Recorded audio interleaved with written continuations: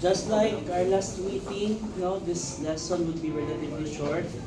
So please, I need your cooperation to pay attention. Related nga po ni siya sa atong lesson last meeting.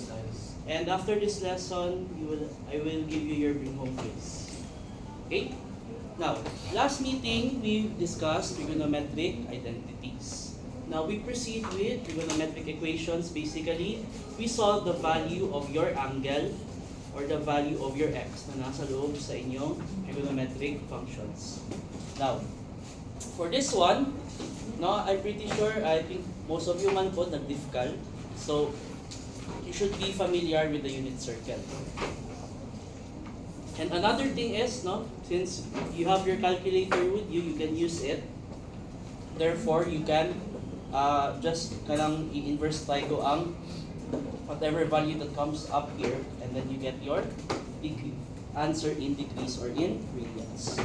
Okay, so this is medyo wordy siya, but in summary, we will treat your sine, your cosine, your tangent just like what we do with x. In linear equations, in quadratic equations, in previous experience, in terms of x or y siya, this time, instead of your x, you have your sine x, you have your cosine x, you have your tan x, etc. Okay, so how would you solve a linear or quadratic equation na instead of an x, you have a trigo function as your variable? Okay, so this is what we're going to discuss this afternoon. Basically, we're going to find a value of an angle that if you substitute it in an equation full of trigonometric functions, the left side of your equation would be same as the right side of your equation in value. Okay, sa previous lesson, we tried to prove the left side is equals to right side using trigonometric identities. This time, we will find the exact value of that angle that makes the value of the left side same as the right side if you substitute that value of angle in your trigo functions. Okay, so let's start easy with sample problem 1. Okay, these are 7 problems. Okay, so para class participation, patabang na lang ko i-inverse try i-shift cosine or shift sine niyo sa inyong calculator. Okay, para na may class participation. So we have here 3 minus 4 cosine squared theta equals 0. So we need to find an angle of your theta such that if we substitute your theta, if we combine these two values, you get 0. Okay, we need to find the value of your theta such that if you substitute this one, your expression on this left side now becomes 0. Okay, so how do we solve this? We will isolate your cosine squared theta. Okay, so first things first, okay, 4 cosine squared theta equals 3. Okay, ibalik na ko siya on the other side, ngayon ko siya positive. After that one, you divide both sides by 4. You now have cosine squared theta, which is 3 over 4. So after that one, naka-square pa imong cosine, therefore, you apply square root on both sides. Okay? So cosine theta is equals to square root of 3 over 2. Now, if you apply your arc sine, your arc cosine, or cosine negative 1 in your calculator, what is the first angle that you get? Okay, it could be in radians, it could be in degrees. Okay, I will not be specific. So shift cosine square root of 3 over 2, what is the answer?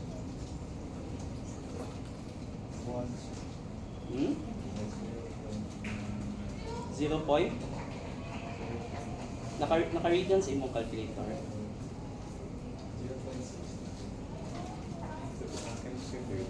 30? Oh, that's correct. I think ang sayo is naka-radians pa siya. You try to multiply it with 180 over 5, and you should get 30 degrees. Okay, so I will accept either in the radian form or the degree form. Okay, just be careful when between the two modes in your calculator. Pag naka-degree mode in yung calculator, you would get 30 degrees. Okay? But, pag naka-radian mode siya, you would actually get pi over 6, or if naka-decimal form ang inyong radian, that is 0.5236. Okay? These are in radians. Okay? So, either of the two, degree or radian, it is acceptable. Okay? So, you have this as your final answer. Now, if we substitute cosine 30 in our original equation, di ba cosine 30 is square root of 3 over 2, okay? And that would give us, basically, if you simplify it, 3 na lang din siya if we substitute our 30 degrees. So, 3 minus 3 is 0. So, we've successfully found the value of your angle that if you substitute it in your original equation, the left side of your equation becomes the right side of your equation. Okay? So that is sample problem 1. Okay? Following so far? Okay. Next one, how about this one? 2 cosine 2x minus 1 equals 0. So first things first, we need to isolate your trigo function. So kaning negative 1, let's put this on the right side of your equation equals 1. After that one, you divide both sides by 2. You have cosine 2x equals 1 half. Now, if you i-shift cosine ninyo si 1 over 2, what answer do you get? Sa inyong calculator, if i-shift cosine 1 half ninyo or 0.5, what value of what degree do you get? 60. Okay? So this is not yet your answer. Because your 60 degrees, we still need to equate it to our 2x. Okay, we need to get your answer which is equals to x. So therefore, we need to divide this by 2 on both sides and you get still 30 degrees as your final answer. Because if you substitute 30 degrees in your cosine in the original function, you can simplify it, it becomes 0. Okay? So you have that as your final answer. Okay, so the difference again, in your identity, last meeting, we need to prove it without dealing with angles. But in this case, it is not an identity, therefore we need to find the exact value of that angle such that your left side of your equation becomes the right side of your equation. So this is basically the same as your solutions of equations. Okay? We will deal with both linear and quadratic, except this time, instead of x, naka-trigo function siya. Your sine x, cosine, tan x, etc. Okay? So this is your sample problem 2. Okay? Next one, we will proceed to quadratic equations. Kasi naana siya square. Okay? So how about 2 sine squared u plus sine u equals 0?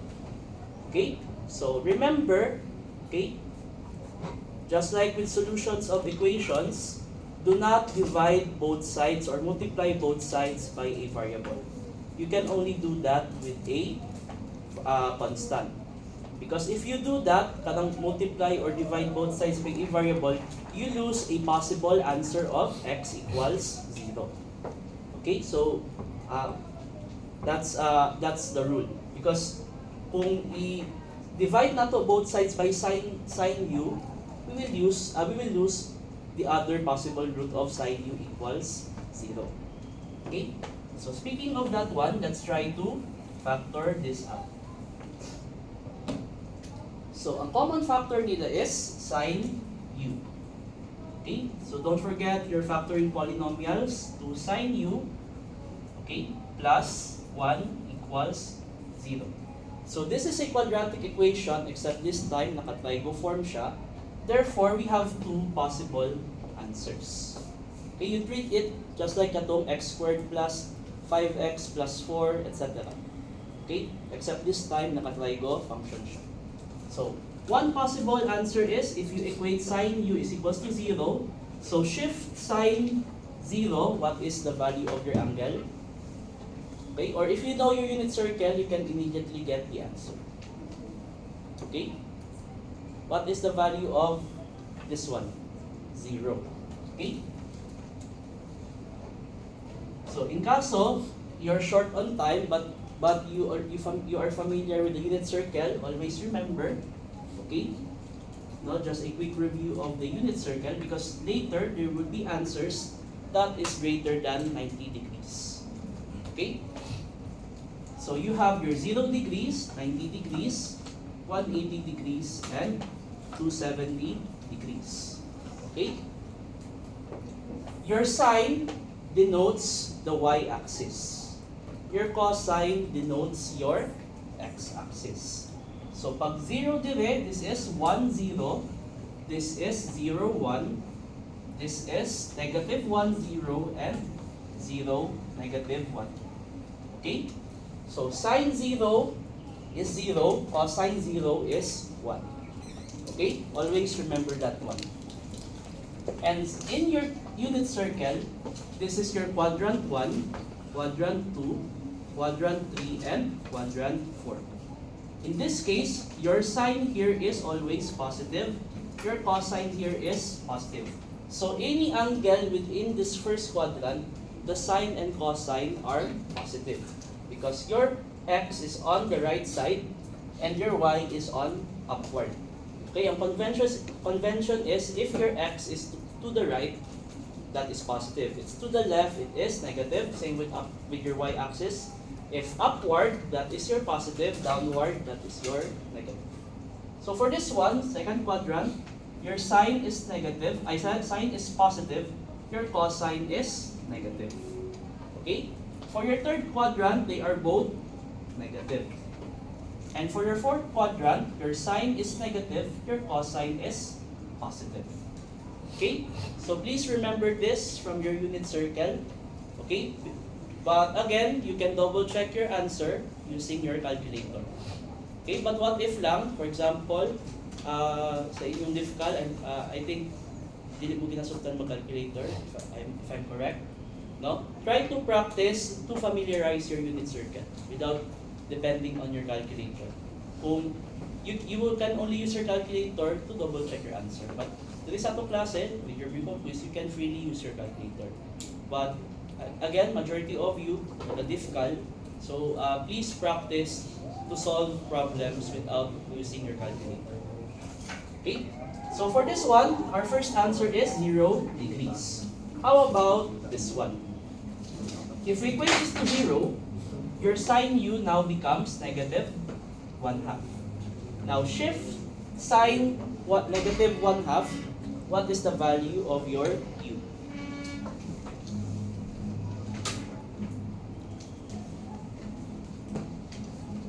Sa'yo makuha nyo na angle? Ha? 30? Is it positive or negative? Positive? Negative. Negative? Yeah. That's correct. Mas correct ang negative. Okay? Negative 30 degrees. But we want to express this as a positive angle. Because if you go back to your unit circle, your negative 30 degrees is actually this one, but it is clockwise. Pag unit circle, di ba, counterclockwise ang atong direction. Pag negative siya, it indicates that from this reference plane, okay, clockwise, and you form 30 degrees. Except this time, it is negative. Okay? So how do we get the positive version of that angle? Distract mo naman. Okay. So kami, negative 30, you just add 360 degrees. Because if you look at your unit circle, this is 330 minus 30. Okay? We follow the counterclockwise convention.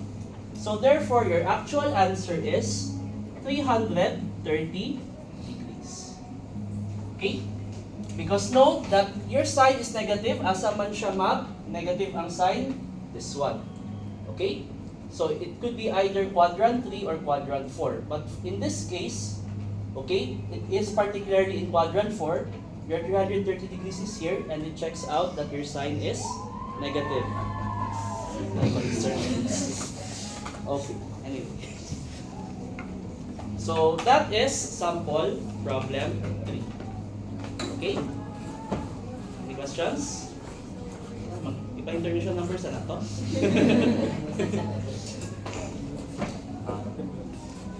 Okay, we have 4 more sample problems to go. Okay? So if you have any clarifications for this problem, no, just go ahead, raise your hand. Okay? So if none, anyway, sample problem 4. Okay? You have this one. Another quadratic equation. 2 sine squared theta equals 1 minus cosine theta. Okay? So, first thing that we need to note, it is not expressed in one trigo function. Because, anyway, for quadratic equations, diba, when we try to solve, diba, it should only be in one variable. Okay? In this case, you have sine and you have cosine. So to solve this as a quadratic equation, you need to express it as simply sine or cosine. Okay? So for this one, what is the easiest of the two that we can work with? Okay? So if we look at this at first glance, you have sine squared, which we have a Pythagorean identity, which is 1 minus cosine squared. Okay? Now we have here 2 times 1 minus cosine squared theta equals 1 minus cos theta. Okay? You have that one. So, naka-express na lang siya simply in terms of one trigo function, your cosine theta. Okay? We will distribute this one. 2 minus negative 2 cosine squared theta equals 1 minus cosine theta. Okay, I will transfer everything on the right side of the equation. You have 2 cosine squared theta minus cosine theta, okay, plus 1 minus 2, okay, that is basically negative 1 equals 0. So, we can now successfully solve this, okay, by factoring. Okay, we will use reverse FOIL method.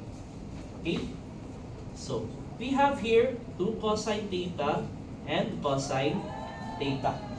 Now for this one, okay, using trial and error, you have 2 cosine theta plus 1 and cosine theta minus 1 equals 0.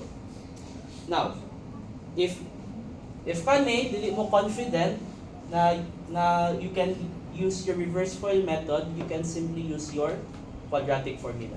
Okay? Okay? Pag dili mo confident, since naay coefficient ang imong squared, okay, and maybe dili mo confident mag-trial and error with your reverse FOIL method, you can just simply use quadratic formula and you would get these two factoring forms. Okay? So just like the previous problem, we have two possible answers. You have your cosine theta equals negative 1/2 and your cosine theta is equals to 1.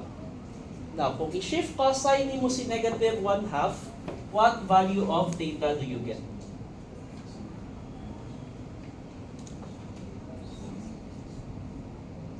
Okay, so mas convenient na i-angle na lang nato. But you can also use radians. 120. Okay, that is correct. So, your first answer is 120 degrees. And let's check our unit circle. 120 degrees falls under the second quadrant. So, kanus alang ma-negative si cosine, that is second or third quadrant. 120 is in the second quadrant. Okay? So, that is our first possible answer of our data. How about shift cosine 1? Or in this case, kung tanaw ninyo sa unit circle, okay? Asa dire mag-1 si cosine theta. Okay, di ba? Dire. Okay, so even without using your calculator, you can say that it is 0 degrees. So the answer for this one is 120 degrees and 0 degrees. Either of the two, you can substitute it in your original equation and the equation would still become true. Okay, so you have two possible answers just like what we do in our quadratic equation. So what are the roots of your equation? Okay? So you have that as your sample problem 4. Okay? Following so far? Okay, next one. Okay, 3 more problems to go. We have sample problem 5. Sin x plus cosine x equals 1. Okay? So it's almost identical to the identity sine squared plus cosine squared except this time, dili siya naka-square. Okay? Sin x and cosine x lang siya. So we need to find an angle or the value of your x that if you substitute this in your sine and cosine, their sum would be equal to 1. Okay? So what are we going to do with that problem? So first things first, let's try to manipulate this one such that we can convert it into a form where we can use a Pythagorean identity. Okay? Kung i-square mo siya daan, no, it would make things complicated. So we need to rearrange it first before we square both sides. Anyway, sin x equals 1 minus cosine x. So we rearrange our equation. So after that one, we square both sides. Okay? You have here sin squared x equals 1 minus 2 cosine x plus cosine squared x. Okay? You have this one. Ano na ipito? Abulok na to sa graphic anyway. Sin squared x, sine and cosine. So duha ta ka trigo function. So in order for us to solve this, we need to express it as just one trigo function. So what is the easiest way that we can deal with this? Kaning sine squared, using your Pythagorean identity, we convert this into 1 minus cosine squared x. Correct. So for this one, kay positive 1, makancel siya. Okay? Because if ibalin mo isa, may mo siya 1 minus 1, may mo siya 0. So after this one, I will transfer everything on the right side of the equation. So you have cosine 2 cosine squared x minus 2 cosine x equals 0. Okay? So, we can factor out a common factor. So, looking at this one, the common factor is 2 cosine x. Okay? 2 cosine x times cosine x minus 1 equals 0. Now, again, we have two possible answers. Okay? So, we have here 2 cosine x equals 0 or basically cosine x equals 0 because 0 over 2 is still 0. So, without even trying to plug this in your calculator, let's look at our unit circle. Okay? What is the smallest angle that we can have such that your cosine is 0? Okay, looking at this one, that is your 90 degrees. Because this is your cos, this is your sine. Okay? So your x here is 90 degrees. So you have your first value of your x. How about the other value of your x? Cosine x equals 1 again. What is the smallest degree that we can substitute in your cosine such that it becomes positive 1? So in this case, this is 0 degrees. So your final answer is either 90 or 0 degrees. Okay? So that is the values for your equation for sample problem 5. Okay, last two problems. Okay na? Sample problem 6, we have 3 sine squared x minus 5 sine x equals 2. So first things first, let us let us isolate everything on one side of the equation. So the easiest way to do that is kaning si 2, ibali nato sa left side of the equation. 3 sine squared x minus 5 sine x minus 2 equals 0. So this is a quadratic equation. You can solve this either using reverse FOIL method or quadratic formula.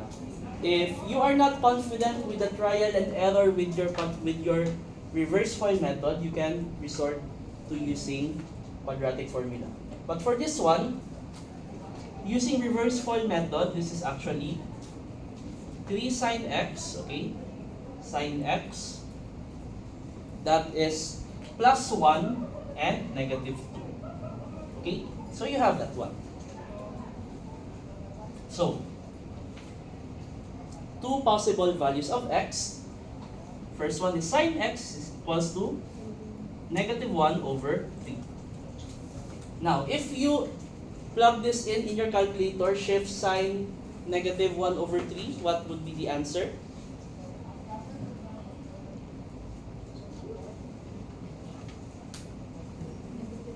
Negative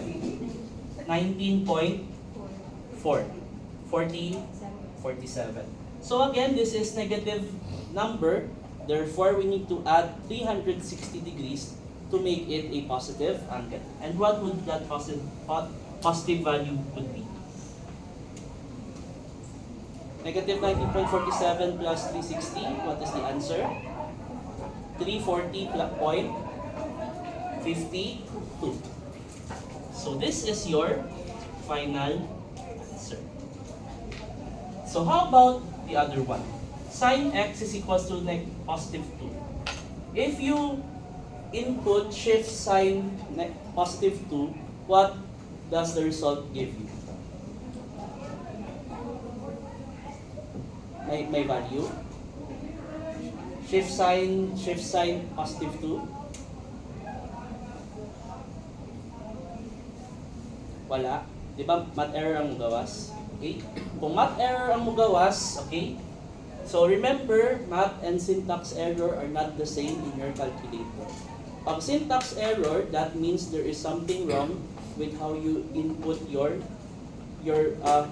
equation or your expression in your calculator. Pag math error, that means tama ang pag-input nimo but there is no mathematical answer to that particular value. Anyway, D and E, okay, that is your final answer for the other side. Okay? Pag math error gani, that means tama ang pag-input nimo sa imong calculator but there is no real answer mathematically for that particular expression or function. So, our one and only answer for this particular problem is 340.52 degrees. Okay? So, you have that one. Okay, so if you also notice sa mga tables sa unit circle, di ba dili man abot og positive 2 ang value ng sine nimo regardless of what kind of angle that is. Okay? Next one is our last problem. 3 cosine squared A plus 5 cosine A minus 1 equals 0. So for this one, okay, dili siya pwede ma-reverse FOIL method na trial and error. You won't get a whole number as your root for this one or even a fraction. So this is a radical expression or number. So we will need to apply your quadratic formula. So your cosine A in this case is your x. Okay, treat it as your x. So in this case, your 3 is your A, your 5 is your B, your negative 1 is your C. Okay? And so your x, your cosine A now, okay, is now negative 5 plus minus 5 squared minus 4 times 3 times negative 1 all over 2 times 3. So your cosine A is negative 5 plus minus square root of 37 over 6. So there are two possible answers for your A. Okay? So the first one, cosine A is equals to negative 5 plus square root of 37 over 6. If you shift cosine this value, what value of A would you get?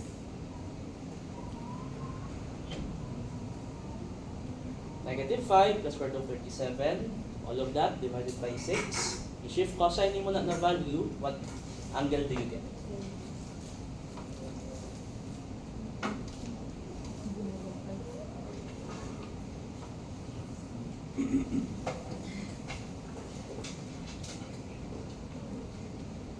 Ilaman.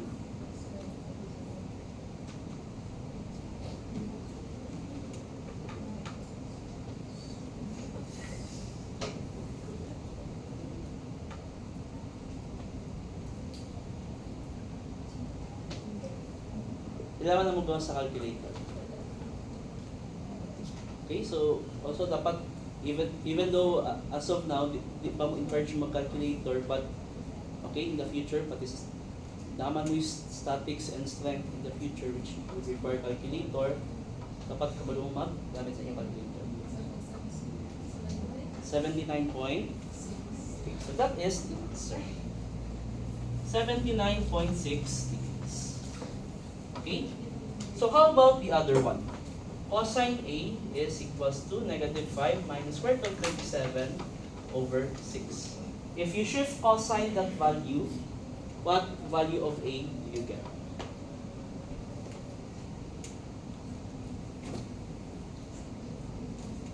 Instead na plus, minus square root of 37 siya.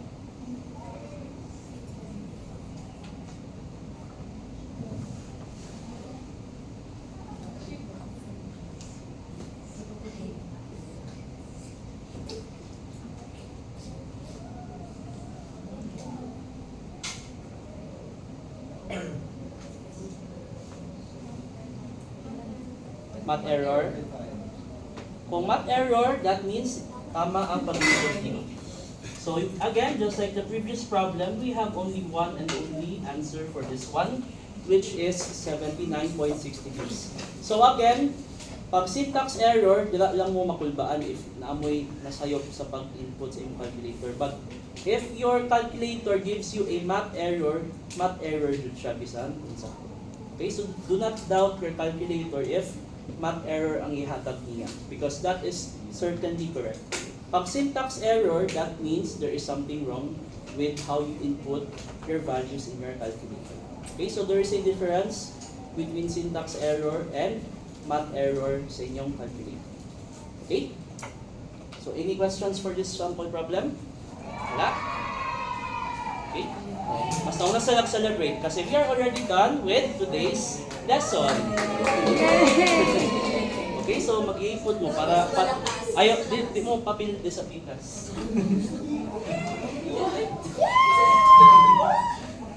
Para ma-concert po ka dire. Okay, so erase na po niya because I will show you your bring home quiz. Okay, this is a combination of identity and equation. By group gyapon. Okay, this is your bring home quiz.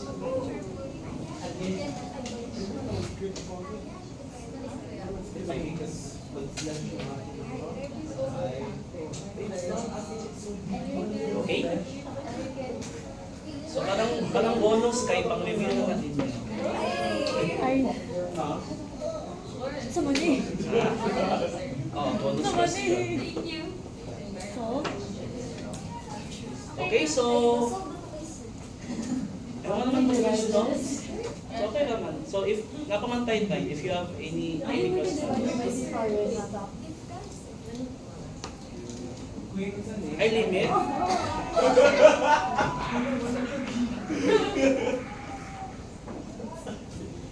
Kung saan siya, nag-hospital na mo or nag-ano lang, or nag-manipulate lang? Awit na lang, ito ang winner. Kasi, kaya na,